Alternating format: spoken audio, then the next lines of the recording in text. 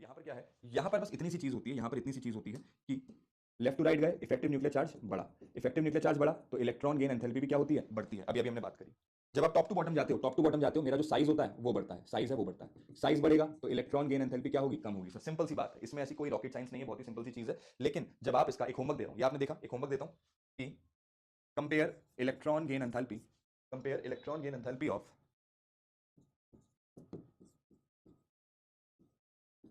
Compare electron, ये तो मैंने बहुत ही जनरल बात करी है कि जनरली लेफ्ट टू राइट जाते हो तो आपकी, जनरली लेफ्ट टू राइट अगर आप जाते हो, जनरली लेफ्ट टू राइट अगर हम जाते हैं तो जो इलेक्ट्रॉन गेन एंथैल्पी है वो बढ़ती है। लेकिन रास्ते में आपका कौन आएगा, रास्ते में आएगा आपका हाफ फील्ड वाले, रास्ते में आएंगे फुल फील्ड सबशेल वाले। जैसे आपका मैंगनीज हो गया, मैंगनीज, मैंगनीज जो होता है, मैंगनीज की कॉन्फिगरेशन लास्ट में आती है 3s2, 3s2 के बाद 3p खाली होता है, तो अगर आप इसको एक और इलेक्ट्रॉन दोगे तो 3p1 हो जाएगा, तो मैंगनीज इलेक्ट्रॉन एक्सेप्ट करना नहीं चाहेगा। आर्गन, आर्गन तो भी नोबल गैस है, इसकी तो electron affinity, electron gain enthalpy एकदम जीरो होती है, तो चाहता ही नहीं है। तो आप यहाँ पर इलेक्ट्रॉन गेन एंथैल्पी या फिर बोलूंगा इलेक्ट्रॉन एफिनिटी कंपेयर करो, इलेक्ट्रॉन एफिनिटी की, इलेक्ट्रॉन की चाहत क्या है, ठीक है ना, इलेक्ट्रॉन की चाहत क्या होती है। तो आप यहाँ पे जो फुलफिल्ड वाले हो गए या हाफ फील्ड वाला हो गया, जैसे आपका फास्फोरस हो गया 3p3 हाफ फील्ड है, ये इलेक्ट्रॉन नहीं चाहेगा क्योंकि एक इलेक्ट्रॉन देने से 3p4 बन जाएगा, अनस्टेबल बन जाएगा, ठीक है ना, ये सारी बातें। और इसके अलावा जो अपने स्पेशल केसेस होते हैं, जो अपने स्पेशल केसेस होते हैं किसके लिए,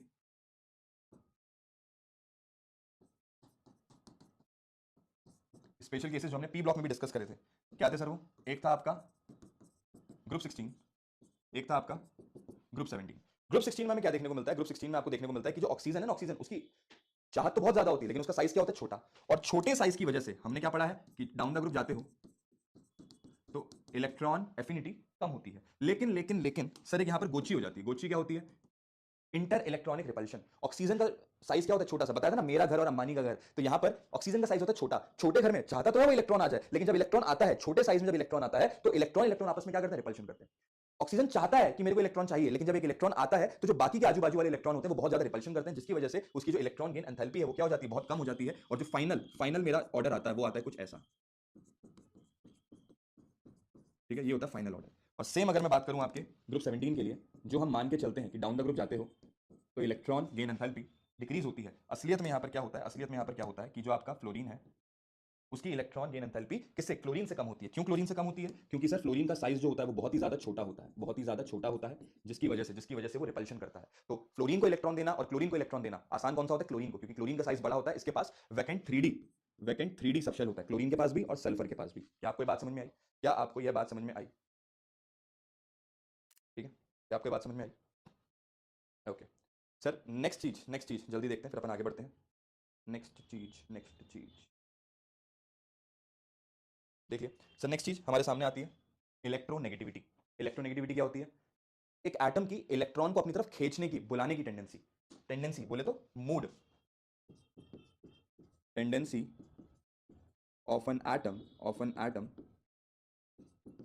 to attract a shared pair of electron, a shared pair of electron। Sir shared electron कहां पर होता है, शेयर्ड इलेक्ट्रॉन जल्दी बता, शेयर्ड इलेक्ट्रॉन कहां पर होता है, ये होता है जनरली मेरा कोवेलेंट बॉन्ड में, ये जनरली होता है मेरा कोवेलेंट बॉन्ड, ठीक है ना, ये जनरली होता है मेरा कोवेलेंट बॉन्ड में। तो जब आप शेयरिंग वाला बॉन्ड बनाते हो, इलेक्ट्रॉन की शेयरिंग करते हो, कोवेलेंट बॉन्ड बनाते हो, तो कोवेलेंट बॉन्ड में क्या होता है सर, एक है ए, एक है बी, दोनों के पास एक एक इलेक्ट्रॉन है, दोनों ने जो बॉन्ड बना रखा है एक एक इलेक्ट्रॉन से बना रखा है। और जब एक एक इलेक्ट्रॉन से आप बॉन्ड बनाते हो तो इनमें से एक इंसान ऐसा होता है जिसकी इलेक्ट्रॉनिक कॉन्फिगरेशन की वजह से, जैसे ये हो गया मेरा 2p, नहीं ये हो गया मेरा 2s1, ये हो गया 2p5, ये कहेगा भैया मेरे को इलेक्ट्रॉन से भी मोह नहीं है, मैं तो कह रहा हूं मेरा वाला इलेक्ट्रॉन भी ले जाओ, ये कहेगा मेरा इलेक्ट्रॉन भी ले जाओ, क्योंकि मैं अगर एक इलेक्ट्रॉन भी दे दूंगा तो मैं क्या बन जाऊंगा, फुलफिल्ड बन जाऊंगा, मेरा ऑक्टेट कंप्लीट हो जाएगा। ये कहता है भैया मेरे को एक इलेक्ट्रॉन कहीं से भी दे दो, क्योंकि अगर मैं एक इलेक्ट्रॉन ले लूंगा ना तो मेरा 2p6 हो जाएगा, मेरा ऑक्टेट कंप्लीट हो जाएगा, मैं तो सर्वशक्तिमान बन जाऊंगा, स्टेबल बन जाऊंगा। तो इनकी ना इलेक्ट्रॉनिक कॉन्फिगरेशन की वजह से, अलग अलग भिन्न भिन्न इलेक्ट्रॉनिक कॉन्फिगरेशन की वजह से इनका जो एक इलेक्ट्रोनेगेटिविटी होती है या इलेक्ट्रॉन के प्रति इस शेयर्ड पेयर में जो इलेक्ट्रॉन के प्रति जो बिहेवियर होता है वो अलग अलग होता है, जिसकी वजह से ये इलेक्ट्रोनेगेटिव कैरेक्टर दिखाते हैं। क्या आपकी बात समझ में आई, ठीक है। तो इलेक्ट्रोनेगेटिविटी क्या है, the tendency of an atom to attract shared pair of electron. Shared pair of electron है जो अपनी तरफ इलेक्ट्रॉन को खींचेगा, जो अपनी तरफ, मान लो मैंने आपसे कह दिया कि जो मेरा इलेक्ट्रॉन है वो आगे की तरफ जा रहा है, तो ए के ऊपर हल्का हल्का आ जाएगा डेल्टा पॉजिटिव, बी के ऊपर आ जाएगा हल्का हल्का डेल्टा नेगेटिव, और इसकी वजह से मेरा जो मॉलिक्यूल है वो कैसा बन गया, मेरा मॉलिक्यूल बन गया पोलर, मेरा मॉलिक्यूल क्या बन गया, पोलर। तो इलेक्ट्रोनेगेटिविटी के डिफरेंस की वजह से इसकी इलेक्ट्रोनेगेटिविटी है कम, इसकी इलेक्ट्रोनेगेटिविटी है ज्यादा। सर इलेक्ट्रोनेगेटिविटी सबसे सिंपल चीज है, क्योंकि यहां पर आप बस इलेक्ट्रॉन को क्या कर रहे हो, अपने पास बुला रहे हो कि आजा आजा आजा, उसको एक्सेप्ट नहीं कर रहे हो, क्योंकि जैसे ही आपने इलेक्ट्रॉन को अपने पास बुला के एक्सेप्ट कर लिया तो ये इलेक्ट्रोनेगेटिविटी नहीं, ये इलेक्ट्रॉन गेन एंथैल्पी बन जाएगी। हम बात कर रहे हैं कि वो इलेक्ट्रॉन को कितनी शिद्दत से अपने पास बुला रहा है लेकिन अपने अंदर एक्सेप्ट नहीं करता। इसका सिंपल सा छोटा सा ट्रेंड है, बहुत ही सिंपल सा छोटा सा ट्रेंड है, क्या सिंपल सा छोटा सा ट्रेंड है, वो क्या है कि जब आप जब आप लेफ्ट टू राइट जाते हो, जब आप लेफ्ट टू राइट जाते हो एक पीरियड में, तो जो मेरा इलेक्ट्रोनेगेटिविटी है ये हमेशा बढ़ती है। और जब आप टॉप टू बॉटम जाते हो, टॉप टू बॉटम जाते हो एक ग्रुप में,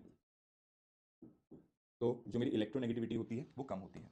इस बेसिस पे मैंने एक बात बोली, इस बेसिस पे मैंने एक बात बोली कि जो फ्लोरीन है ना, फ्लोरीन वो पूरी पीरियोडिक टेबल का मोस्ट इलेक्ट्रोनेगेटिव एलिमेंट है। और अगर मैं बात करूं सीजियम की, तो पूरी पीरियोडिक टेबल का मोस्ट इलेक्ट्रो पॉजिटिव एलिमेंट है, ठीक है ना, मोस्ट इलेक्ट्रो पॉजिटिव एलिमेंट है।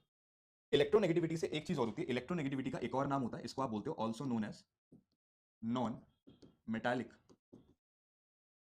कैरेक्टर। जितनी ज्यादा इलेक्ट्रोनेगेटिविटी उतना ज्यादा इलेक्ट्रॉन को अपने पास बुलाने की टेंडेंसी, जितना ज्यादा इलेक्ट्रॉन को अपने पास बुलाओगे उतना ज्यादा नॉन मेटालिक बिहेवियर दिखाओगे। ये चीज देखिएगा, ठीक है ना, कोई एक्सेप्शन नहीं है, कुछ नहीं है, सीधी बात है। लेफ्ट टू राइट जाओगे इलेक्ट्रोनेगेटिविटी बढ़ेगी, टॉप टू बॉटम जाओगे इलेक्ट्रोनेगेटिविटी डिक्रीज होगी। फ्लोरीन सबसे ज्यादा इलेक्ट्रोनेगेटिव एलिमेंट है पूरी पीरियोडिक टेबल का। फ्लोरीन जो है पूरी पीरियोडिक टेबल का सबसे ज्यादा इलेक्ट्रोनेगेटिव एलिमेंट। और जो आपका सीजियम है, हालांकि इसके नीचे फ्रांसियम भी होता है, कई लोग बोलते हैं अरे सर सीजियम के नीचे तो फ्रांसियम होता है, लेकिन बेटा फ्रांसियम के बारे में हम इसलिए बातचीत नहीं करते क्योंकि वो एक प्रकार का रेडियो एक्टिव एलिमेंट है। जो रेडियो एक्टिव एलिमेंट होते हैं ना, उनके हम केमिकल प्रॉपर्टीज नहीं देखते क्योंकि वो बहुत ज्यादा रिएक्टिव होते हैं और हम उनको नॉर्मल एक स्केल में मेजर नहीं कर पाते, ठीक है। तो फ्रांसियम का रेडियो एक्टिव होने की वजह से हम नहीं देखते। कई लोग फ्रांसियम बोलते हैं लेकिन मैं नहीं बोलता क्योंकि वो एक प्रकार का रेडियो एक्टिव है, ठीक है। इसको देखिए, फिर अपन आगे बढ़े। सर एक चीज आपने ऑर्गेनिक में पढ़ी होगी, है ना, मैंने क्लास में बताई थी कि जो हाइब्रिडाइजेशन होती है, हाइब्रिडाइजेशन भी इलेक्ट्रोनेगेटिविटी को जज करती है, ठीक है। इलेक्ट्रोनेगेटिविटी एक चीज देखिएगा, electronegativity is directly proportional to percentage of s character. जितना ज्यादा एस की परसेंटेज होगी, जितना ज्यादा एस कैरेक्टर होगा, उतनी ज्यादा उसकी क्या होगी, इलेक्ट्रोनेगेटिविटी होगी। जैसे एसपी की इलेक्ट्रोनेगेटिविटी सबसे ज्यादा, क्योंकि इसमें 50-50 होता है। sp3 33%, फिर sp sp2 sp3, sp में 50%, sp2 में 33%, sp3 में 25%। तो आपका जितना ज्यादा एस कैरेक्टर होगा, जितना ज्यादा एस कैरेक्टर होगा, उतनी ज्यादा मेरी क्या कहते हैं इलेक्ट्रोनेगेटिविटी होगी।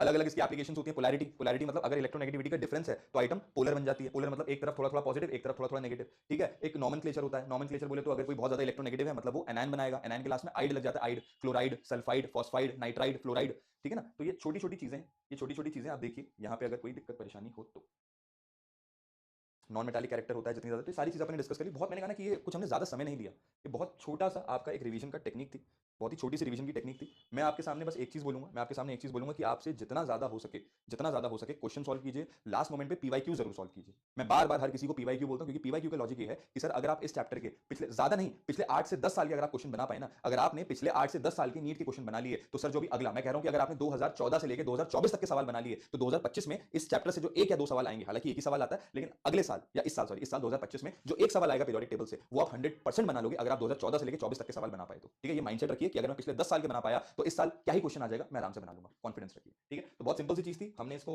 निपटाया, सॉरी हमने इसको निपटाया। और आगे मैं जो इसका एक ना पीवाईक्यूज का सेशन भी लेकर आऊंगा, यही रहेगा। एक अपन ने फटाफट थ्योरी करी और इसी थ्योरी के बेस पे आपका पीवाईक्यू का एक सेशन लेकर आऊंगा। कोई चीज अगर कोई फॉर्मूला अपना मिस रह गया होगा, कोई कंसेप्ट ऐसा जो अपन ने नहीं पढ़ा होगा, वो पीवाईक्यू में अपन डिस्कस कर लेंगे। हालांकि हमने कवर पूरा किया है, पूरा 100% चीजें हमने कवर करी है। कई लोग बोलते हैं अरे सर आपने ये नहीं पढ़ाया, आपने वो नहीं पढ़ाया। बाबू पढ़ने के लिए बहुत चीजें हैं, पढ़ने के लिए बहुत चीजें, लेकिन एक बात याद रखना कि आपके जीवन में सिर्फ इनऑर्गेनिक और सिर्फ पीरियोडिक टेबल नहीं है, आपको inorganic, organic, physical, botany, zoology, physics, बहुत सारी चीजें करनी है क्लास 11th क्लास 12th। तो जब हमारे सामने इतना सारा सिलेबस होता है ना, हमें हर चीज को बैलेंस करके स्मार्ट वे में जो टू द पॉइंट चीजें, क्रिस्प चीजें, वो पढ़नी होती है, ठीक है। तो आई होप ज्यादा लंबा समय ना लेते हुए आपका पूरा का पूरा पीरियोडिक टेबल रिवाइज हुआ। इसका नेक्स्ट अपन सेशन करेंगे पीवाईक्यूज का, पीवाईक्यूज के बाद अपन देखेंगे केमिकल बॉन्डिंग, उसका पीवाईक्यू सेशन, और 11th आपकी खचाखच इनऑर्गेनिक रिवाइज, ठीक है। तो थोड़ा टाइम लगा उसके लिए सॉरी, बट ऐसे ही पढ़ते रहिए, मुस्कुराते रहिए, मेहनत करते रहिए। मिलेंगे अगले लेक्चर में। मेरा नाम है वंश, थैंक यू एंड जय हिंद।